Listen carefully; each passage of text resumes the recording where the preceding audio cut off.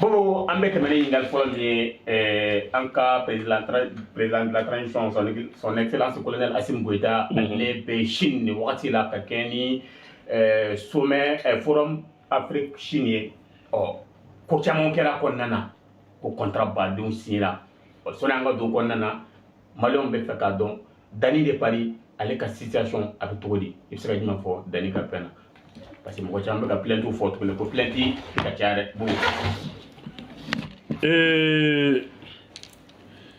je pense que dans la situation, on a suffisamment expliqué que Malien est fou. Chaman fora de fora ko ya kabra transition de men ko dia ka datu fora anyome a fora fene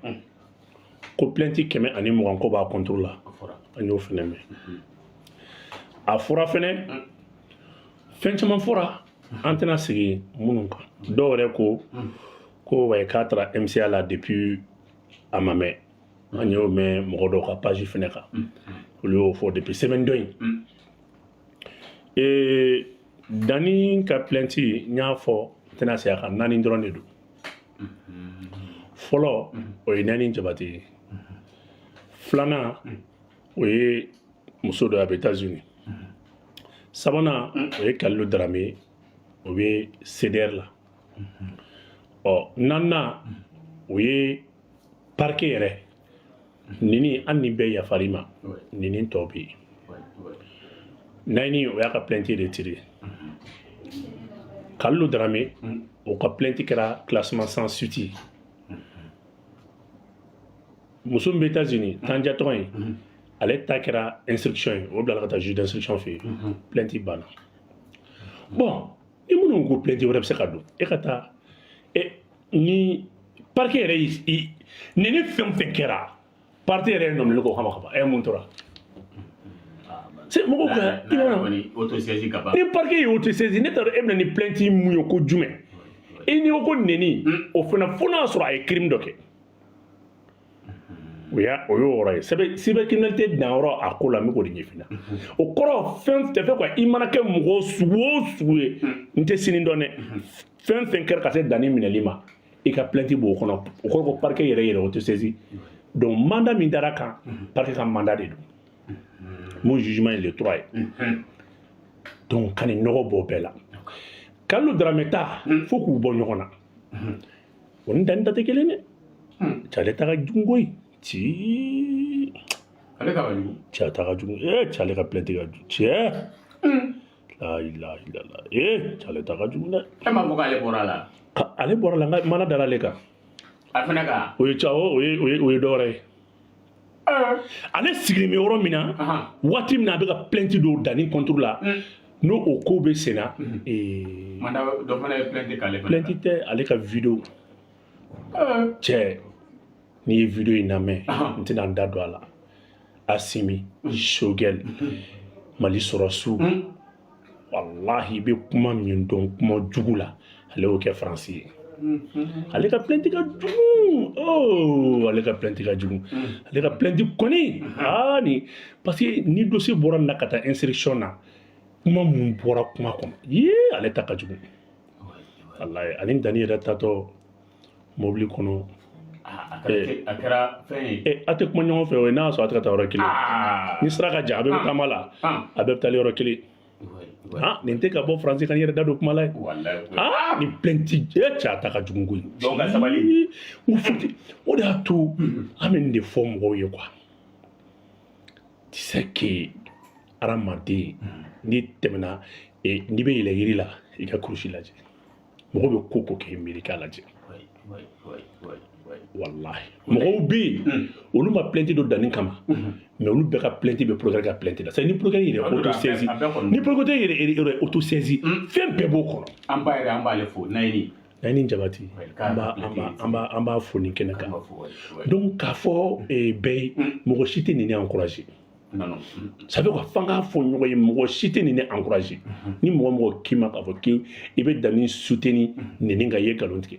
mais ni bunahadamaden ko n t'a ɲɔgɔn wɛrɛ kɛ i b'a dɔn maliyɛn bɛ yafa mɔgɔ ma siɲɛ kelen cɛ 100 bɛ ka danni soutenir bi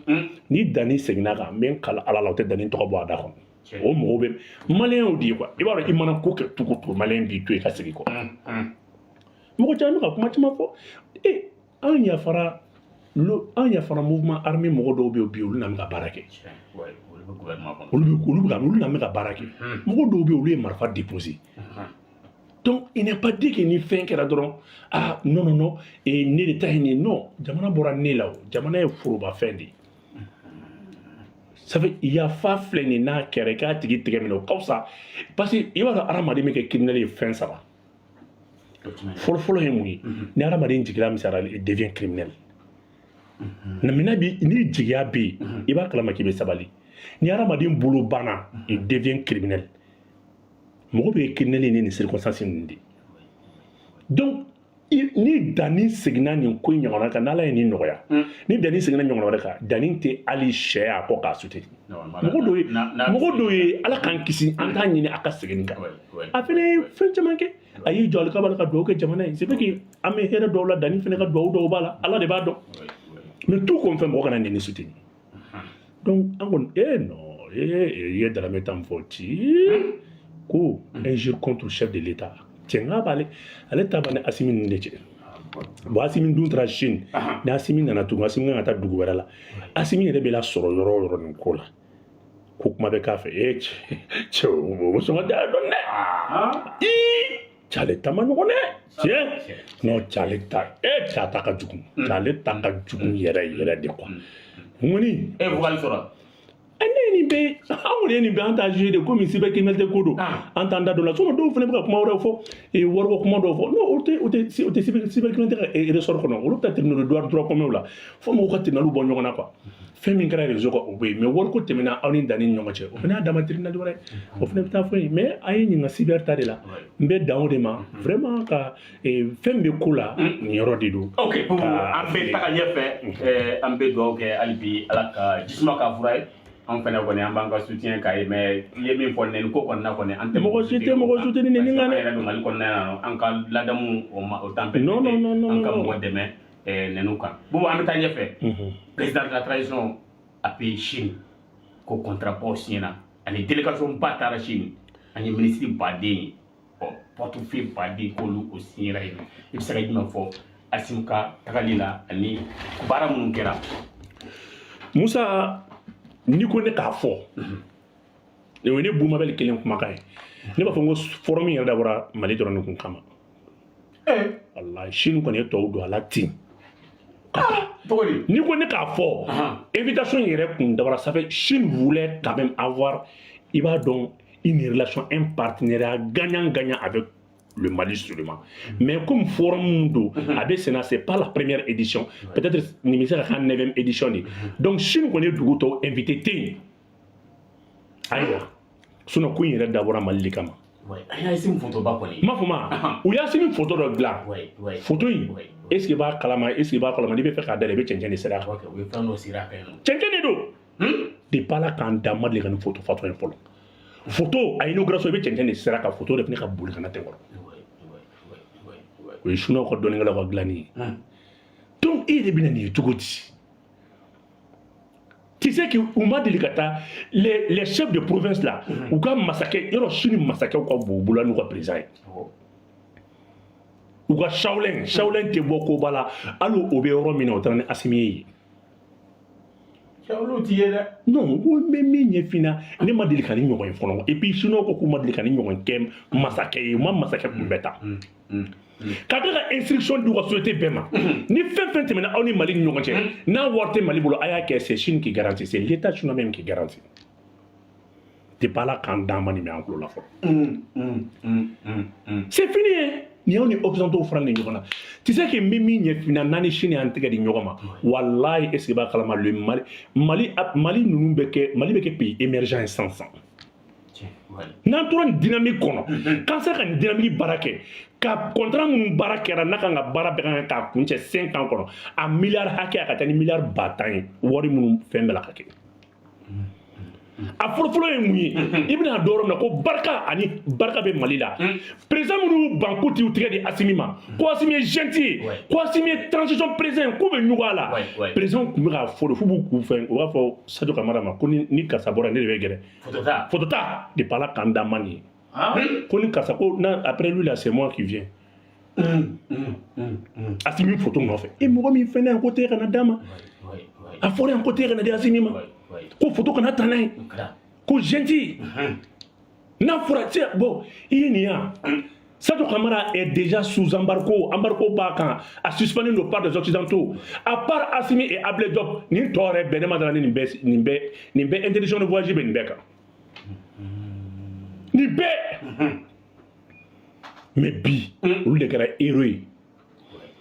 parmi tant d'autres o de y'a kɛ Alassane Alassane ma taa o Alassane bɛ keleya a tɛ se ka taa o ni Alassane tun ta tun bɛ kɛ humiliation dan Alassane ma taa nin de la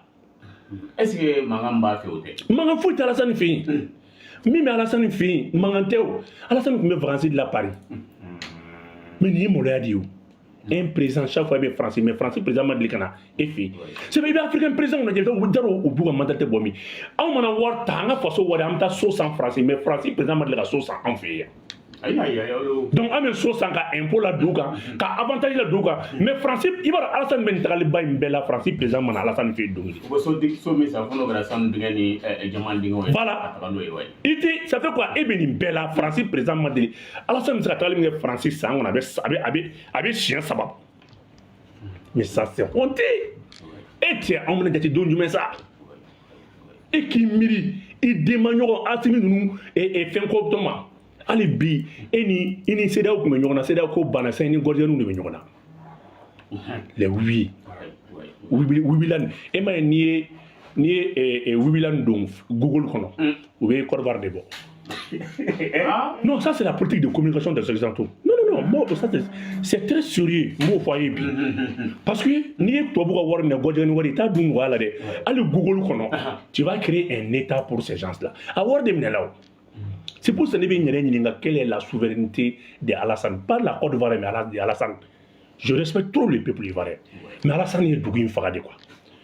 Parce que toi, vous faites un mingani. Soit il va mettre au Front national pour la liberté de Wibilane. N'a ma kébé bon. Ni même il est fini. D'abord, ils ont la protection juridique. Ça, c'est très grave dans un État. Il va mettre tubabu bɛ tila ka gɔrɔjigɛninw bila ka front dɔ créer ka tila ka armée dɔ lawuli au cas où ni président dɔ nana Côte d'Ivoire k'a bɛna ni Alassane tɛ yen don min na ni président wɛrɛ nana k'a bɛna gɔrɔjigɛnin ko in ban ka tila k'a bɛ Côte d'Ivoire ka intérêt sauvegarder est ce que b'a kalama u bɛ force spéciale dɔw bila ka na gɔrɔjigɛnin ninnu protéger ka na Côte d'Ivoire parce que u mago bɛ port kelen de la n'o ye San Pedro ye parce que tubabu ye investissement min kɛ Côte d'Ivoire ni ala nana Assimi ta ɲɔgɔn k'u la ou bien Ibrahim Traoré ta ɲɔgɔn k'u la ou bien kana Tchani ta ɲɔgɔn ou bien kana ni président dɔ parce que tôt ou tard Afrique b'a ɲɛ yɛlɛ a diyara mɔgɔ ye a ma diya mɔgɔ ye président dɔ bɛ na qui va dire non à la France pour l'intérêt de la Côte d'Ivoire donc o de y'a kɛ i b'a mɛn sisan gordien ninnu bɛ ka fanga sugu bɛɛ sɔrɔ parce que tubabu b'a dɔn k'a fɔ n'an ma sɔn anw na on est prêt ka armée dɔ envoyer ma pour protéger an n'an bɛna gordien ninnu nɔfɛ donc Alassane ma se ka taa bi Alassane tun tɛ se ka se yen an taalen tuma min na Assimi sini président ko a ma ko Assimi ka kɔn ka na pour u ka minɛnw woloma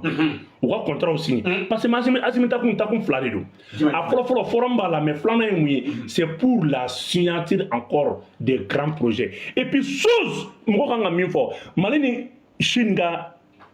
an bɔra relation kɔnɔ dɛ an taara partenariat stratégique de la partenariat stratégique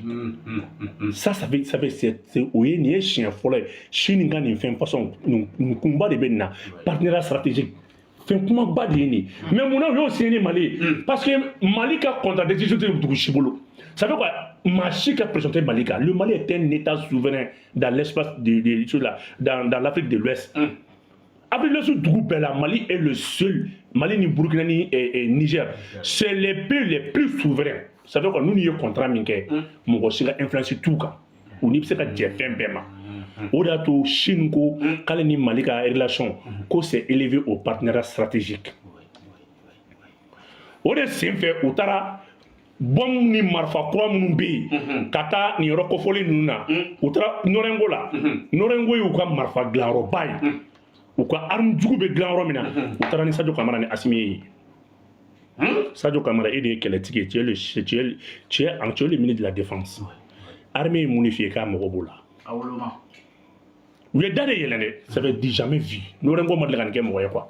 ka da yɛlɛ arme métreurs bien C4 métreurs CSM bien il va kalama ibilan C8 bien char bien les tanks là les tanks ou bien les BTR ou bien abilu kuna et les blindés de dérégénération ou bien il y a des les maquettes ou glongolino il bi min fait ko ka fait ka takata c'est la raison pour laquelle Assimi Sigile Mordan président d'Anis à Kerafe yo photo bi ouais ko le mat avec faire quelqu'un mais peut-être aka chaler là bon mi baka chaler mais aka chaler là avec chaler là wallahi bon baka chaler là voilà voyez analyse Assimi ko c'est ko monsieur le président ko ces matériels là ko c'est à garder Assimi ko c'est à utiliser wallahi Allah c'est à garder non c'est Zoé allez de tebe nganga chaler là bon mi naje atara fasi mi krepela yini ouais ko matériel nous ko c'est quoi ko c'est à garder Assimi ko c'est à utiliser ni di ki kuna po tu flata na ni mortalité Algérie non moi Algérie nous be kuma wore mortan de Mali jugu yera tu sais que Mali est toro min soro Mauritanie min da Mali même sur le plan économique Mauritanie minen jugu de be do malo ka damene kay ka bo goki kay len kata fo Sahel kono Mauritanie min da Mali kan cenati la duguta da Mali kan nya bana de c'est ce que c'est des missiles de longue portée al mo ta ci jugu la ngabra woloma mo te président ma zeka la fia quoi mo bin di mo ma ka ci mo la ça on ka kuma non ça doit être très clair et puis minemu ndo ko war sala kangata ça fait amata kata bada juru de do na war sala ambasa ay temeno yera kuma no ka parce que o kan de la ka minen do minen non mais ne de ba contrat non kono kuma fier ça moi je n'ai galama ne de ba nyefi ni kuma nous flene ne de ben fier ça fait on n'est pas là des trucs officiels mais en classe en tout là am la réalité des fois oui am la réalité des fois oui nous me sing kana ben kali ala la dugute son parce que ou ka équipement mun be de dernière génération ou de lana ka kala ni fibre optique fene kanga na tout ka donner be sécurisé ka kala la recherche de navigation des satellites tu sais qu'ils ont mis à la disposition du Mali 2 satellites mun ba renseignement de drone ba renseignement de avion 2 satellites chinois au de la Mali à disposition c'est du jamais vu ni voyage ni comment de ka quoi t'es pas là quand depuis que Mali et Chine dans mode les canons partenariat aussi c'est donc pour laquelle ils ont changé la nature du partenariat au lieu des relations chino-maliennes où il y a que partenariat stratégique au compte d'or foyer Mali mogobe ali war hakem na nata bolo Mali mogote bank mondial na be Chine bangi min kono Mali be bonga ka retraite wari anga ke sala kan kizanga aga fosa ko Mali fonctionnaire ma se kasara donc Chine paye les fonctionnaires du Mali ay klimga ay bando kala parce que mais c'est Abiy Kouna c'est le putschiste qui est le plus respecté le plus reçu parmi les présidents démocrates le plus aimé il y a donc ça ko diente putschiste diente démocratie die kiga jamana fait présenter kun ni kuya Assimi nous sigala na bi tu sais qu'il faut il va faut que Assimi était c'est comme il va faut que on dirait qu'il est une star Assimi grave ko star non nous bira outira du club et puis notre peut être tout accorder ou veut tout accorder appel bika bo fambe Mali bika wole sera befe Mali bika wole téléphone na fambe et Algérie voilà comme on donc il est prêt à ni Mali ga négocier Tezawaten mara mina do kono anga do chekle nga kan donné mais Algérie voilà ko defo en conseil il demande que ani Malika dje ka yoro tracé pour limiter intervention nga dans romuna ani ko kan romun parce que c'est inéluctable bini doit Tezawaten qui be pétrole takami ni qui be takami pétrole kasa de ba fait tellement que Tezawaten be minya Algérie aya me ko do ku gaz yere la non fait bene na we mu fata il demande au Mali que on est Mali ka sigi ka frontière retracée k'a lajɛ an ka intervention bɛ kɛ ka d'or ma parce que au don le 28 le 29 la frappe du 29 Mali drone ye fɛn dɔ suit ka don Algérie territoire kan mais mobile don Algérie territoire de kan donc automatiquement Algérie armée de l'air ye aka fɛn kala dissuasion matière de dissuasion kɛ quoi alarme kala u kelen ka alarme kala kuma min na donc ils ont menacé le drone malien mais après Mali drone y'a ye n bɛ fɛn min kɔ o tɛ parce que ale bɛ fɛn ta k'a walama ka bɔ ɲɔgɔn na drone reculé la ou avion fɛnɛ seginna donc pour éviter ce genre d'incident Algérie même a souhaité que non n ko Mali kɛra duguba ye sa Mali kɛra jamana basigilen de ala Algérie ka fɔ Mali ma an ka jɛ Tezawaten min san 30 c'est depuis 2006 Tezawaten tɛ Mali bolo depuis 2006 c'est pas parce que démocratie a bɛ k'a fɔ ko non depuis 2006 depuis 2006 Tezawaten tɛ Mali ka sagoya la bon barika den de ye den ninnu ye quoi c'est la transition Mali ma deli ka ɲɔgɔn régime sɔrɔ tugun quoi donc Algérie yɛrɛ y'o laɲini u ka jɛ u ka tracer k'a lajɛ u bɛ jɔyɔrɔ min na donc Algérie yɛrɛ jigila misɛnyara a jigila misɛnyara parce que fɛn fɛn bɛ kuma la autant Ukraine a bɛɛ nkalon kuma Faransi de don a si tɛ tiɲɛ c'est la France qui est derrière tous ces gens là n'a ye autant fort c'est pour faire intervenir les autres c'est seule la France a si tɛ tiɲɛ donc aujourd'hui alhamdoulilah rabbil alamina Chine armement bɔlen kɔ a la ani u ka power channel an n'olu mɔgɔw fana ɲɔgɔn sɔrɔ donc olu fana n'an ye contrat baw kɛ fɛn min ye pont misɛnnin o bɛ taa jusqu'à des centaines pont fitini ninnu pour réseaux sociaux don mɔgɔ bɛ yɛlɛ o kan mobile bɛ tɛmɛ o ka fɛn min tɔnɔ parce que o gɛlɛyaba de bɛ kɔlɔnkɔnɔna la quoi i bɛ taa la kɔlɔsi kɔfolo kelen bɛ ka yɔrɔ caman tigɛ donc o baaraw fana u y'o contrat kɛ fɛn min ye 100 mégas ye o fana kan ka kɛ énergie solaire donc safo 1 o kɛra safo 2 o contrat kɛra donc 100 mégas fana fɛn min ye yɔrɔ in tɔgɔ ye di fɛn Segu mara la dɔ tun bɛ yen o baara kan kɛ ale ni Kayi zone kɔnɔna la 100 mégas wɛrɛ fana kan ka kɛ yen tugun en tout et pour tout Mali bɛ fɛ ka taa champ solaire la jusqu'à après 800 mégas o ye fɛn dɔ ye fɛn min ye barrage hydroélectrique ye on doit faire à peu près 45 barrages hydroélectriques fanga ko de kɛ donc Mali agriculture o de bɛna yakuba a bɛɛ tɛ courant dɔrɔn ye a dɔw ye irrigation fana de périmètre u bɛ périmètre kuraw installer k'u laɲa k'u baaraw kɛ parce que an bɔra kalama kɔsa in na a ja an ka fanga kɔrɔ mɔgɔw kun kelen bɛ ka kɔlɔnkɔnna kun ye à peu près 2 millions et quelques d'hectares donc u kun kelen bɛ ka 500 000 100 000 hectares ɲɔgɔn bila o malo fana bɛ ka t'o feere Mauritanie o fana ja o contrat kun bɛ yen an yɛrɛ bɔra o kalama kɔsa in na de Mali yɛrɛ parti dɔ balo dɔ bɛ bɔ ka taa n'a ye Mauritanie jamana kan ka taa u balo dogo la mais ni mobile ninnu bɔra u b'u ɲɛsin ni sira wɛrɛ de y'a ma donc ja financement bɛ bɔ Mauritanie de an y'o fana association ni ONG ninnu fana an bɔra o kalama o taara sa ko Mali ɲɔgɔn tɛ yen sisan bolo dar'o fana kan c'est pour ça Mauritanie président y'a ye bamu kan ka ca ale la parce que a b'a dɔn bon chinois de bɛna don kɔlɔnkɔnɔna la sisan avec des milliers de tracteurs ale ni chaque village 2 tracteurs kan ka di donc Mali compte à peu près 12 500 villages ne m'a fait ou 13 000 villages je ne sais pas tant nombre exactement donc on c'est des milliers de villages au village fɛn fɛn bɛ yen n'a recensé la tracteur fila kan ka d'a bɛɛ ma donc ils vont se constituer en association en coopérative donc n'u kɛra coopérative a bɛ d'u ma u b'u ka fɛn kɛ ɲɔgɔn fɛ k'u ka labour n'u ka fɛn bɛɛ kɛ i b'a ye sisan balo bɛ yɛlɛn sisan burusi kɔnɔna la dunkafa bɛ sabati parce que Chine président ye fɛn kelen de fɔ Assimi ye a ko Assimi an bɛ fɛn fɛn na il faut qu'on lutte d'abord contre la pauvreté ni kɔngɔ bɛ yen chinois ye balo fɔlɔ de yakubaya quoi a ye min fɔ Assimi n bɛ ka segin o de kan quoi a ko Assimi an bɛ fɛn fɛn signé nin bɛɛ ye tiɲɛ mais an ka balo la yɛlɛn quoi donc lutter contre la pauvreté o fɔlɔfɔlɔ ye mun ye ka dumuni balo la cherté maintenant de la panier de la ménagère les paniers de la ménagère oui bɛ Chine de i b'a ye k'a fɔ i bɛ basa shawarma ani santrɛ sandwich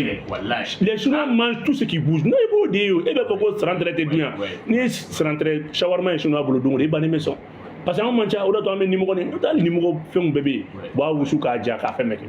donc balo y'u labɔ i bɛna o ɲɔgɔn de ye yan quoi donc alhamdulilayi bi vraiment Musa an kana fɛn jan funteni bɛ e yɛrɛ ɲɛ bɛ ko cogoya la mais an y'a k'a fɔ AES président fila bɛ yen nɔ olu ma taa n'o ye IBE ani Tiani ye mɔgɔ ko k'u ka tagabaliya i bɛ se ka jumɛn fɔ Musa a bɛ nin question min poser nin wa a kana ninnu poser nin complet franchement non c'est des questions qui énervent Assimi est le président de l'AES mais bɛ fɛ jɔn ka taa bilen Comment Chine Afrique? Chine Afrique, comment on a AIC Afrique qu'on a? Oh, mais Assimi de AIC président, il y avait les deux premiers ministres de Burkina et du Niger. Oh, on le parce qu'au moins, on le président accompagné. On le président de Assimi, c'est la raison pour laquelle en marge du forum.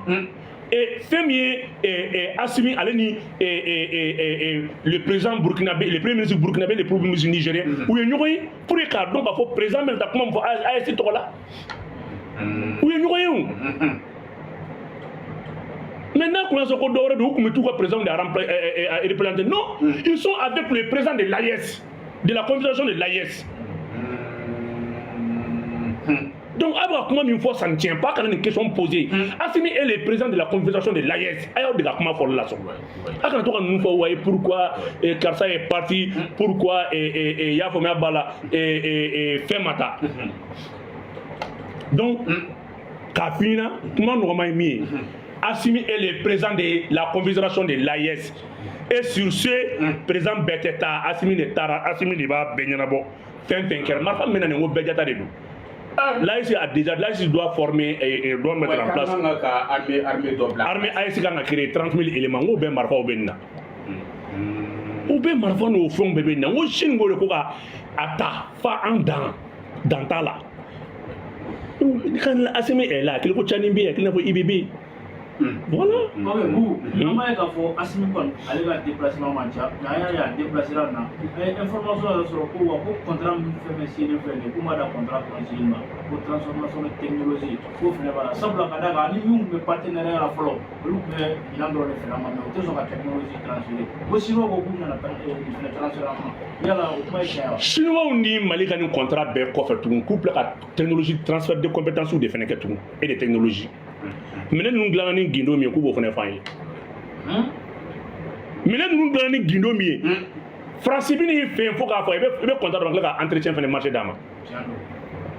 français de bina entretien fene ka en fait allemand de bina entretien ka en fait américain be contrat kenye ou ka matériel ali signé au débat après le contrat il y a la vente et le service après vente donc nous tako ko non ko transfert de bina ke la compétence et la technologie. On a formé au fond de la Kalana. Donc, il y a Malais qui a mobile glaçant. 5 ans, il va mettre ça comme made in Mali. What is it? What is it? Na negade ba molo doro do molo be glan negadi. E ma fengeli de timide.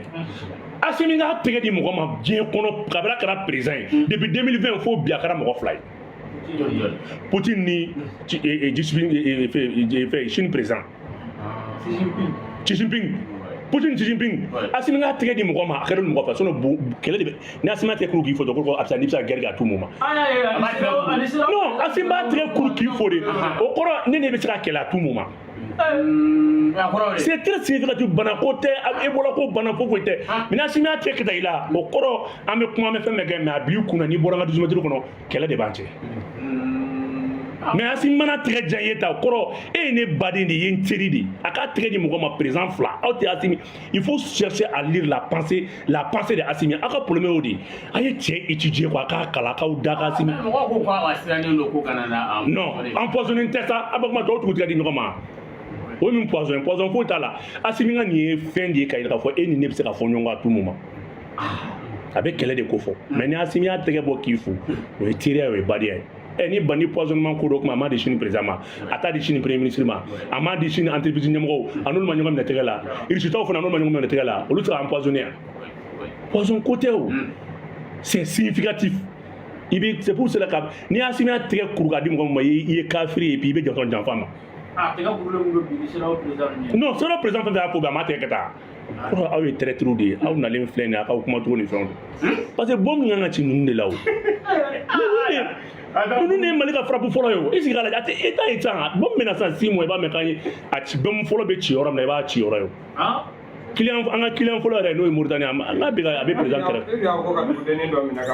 ki odi fiu ay city la fi abara na man ndugu do bla forme na wallahi billahi aya mu sana nga kunje anga ka fo Assimi ko ga sécurité malaw man do ro na mais est ce que c'est dalu la don parce que ka go ko mo ya vraiment fo Chine et apoyé no malais tama hakima Assimi ga sécurité ko yalla bi do kala ma lawa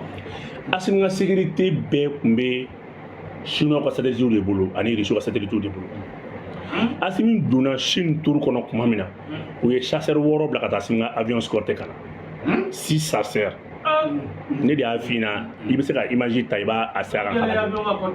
mais o kun tɛ ka ko ka avion ka Assimi ka avion protégé non o tɛ o y'u ka faama kunbɛ cogo di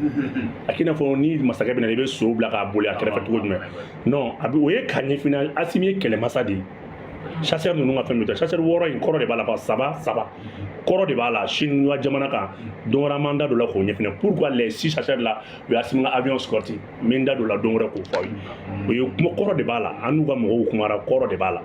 mais ani guerre ani fɛn ko ninnu ti ɲɔgɔn sa la quoi sécurité ko tɛ ɲɔgɔn sa la u ka mɔgɔbaw n'u ka fɛnw kɔrɔ de b'a la donc Assimi ka sécurité kun bɛ